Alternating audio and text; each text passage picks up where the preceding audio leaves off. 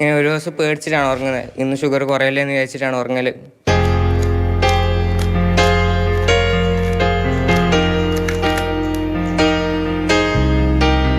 പന്ത്രണ്ടാം വയസ്സിലാണ് കാസർഗോഡ് പെരുമ്പള സ്വദേശിയായ അബിന്റെ ജീവിതത്തിലേക്ക് പ്രമേഹമെത്തിയത്. കുഴഞ്ഞു വീണ അബിനുമായി ആശുപത്രിയിലെത്തിയ മാതാപിതാക്കൾ ശരിക്കും ഞെട്ടി. ശരീരത്തിലെ ഗ്ലൂക്കോസിന്റെ നില 600 കടന്നിരിക്കുന്നു.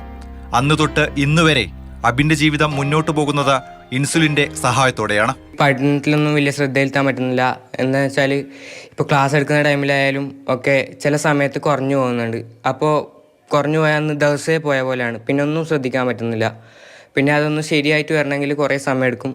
നാടൻ പാട്ടുകളും ക്വിസ് മത്സരങ്ങളും ജീവിതത്തിന്റെ ഭാഗമാക്കിയ ഒരു കൗമാരക്കാരന് ഇതെല്ലാം ചിന്തിക്കാവുന്നതിലും അപ്പുറമായിരുന്നു.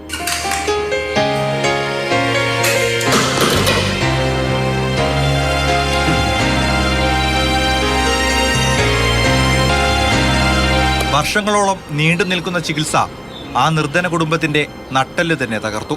ഇത് ട്രീറ്റ്മെൻറ്റ് ചെയ്ത് മാറ്റാമെന്ന് കരുതി ഞങ്ങൾ അടുത്തുള്ള മറ്റു ഹോസ്പിറ്റലുകളെല്ലാം അന്വേഷിച്ചു. അവസാനം മംഗലാപുരത്ത് AJ ഹോസ്പിറ്റലിൽ കാണിച്ചു. അവിടെയും ഇതിന് ട്രീറ്റ്മെൻറ്റ് അവിടെ ഒരുപാട് ചിലവായി നമുക്ക്. സംസ്ഥാന ആരോഗ്യവകുപ്പിന്റെ മിഠായി പദ്ധതിയിൽ അബിനെ ഉൾപ്പെടുത്തിയിരുന്നെങ്കിലും കുറച്ചു കാലം കഴിഞ്ഞപ്പോൾ അതും നിലച്ചു. മരുന്നുകൾക്ക് മാത്രമായി ഓരോ മാസവും ആയിരങ്ങളാണ് ഈ കുടുംബത്തിന് വേണ്ടിവരുന്നത്. ഓട്ടോ ഡ്രൈവറായ അച്ഛനും സ്വകാര്യ സ്കൂളിലെ പ്രീ പ്രൈമറി ടീച്ചറായ അമ്മയ്ക്കും ഈ തുക താങ്ങാവുന്നതിലും അപ്പുറമാണ്. സംസ്ഥാന സർക്കാരിന്റെയും ആരോഗ്യവകുപ്പിന്റെയും അലംഭാവം മൂലം ഈ പാവം കുട്ടികൾക്ക് മിഠായി പദ്ധതി കൈപ്പേറിയ അനുഭവമായി മാറുന്നുണ്ട്. നിത്യരോഗികളായ ഈ കുട്ടികളുടെ മുഴുവൻ ചികിത്സാ ചിലവും സർക്കാർ വഹിച്ചാൽ മാത്രമേ ഈ പ്രശ്നത്തിന് ശാശ്വതമായൊരു പരിഹാരമുണ്ടാവുകയുള്ളൂ. പെരുമ്പളയിൽ നിന്നും സാരംഗ് സുരേഷ്, മാതൃഭൂമി ന്യൂസ്.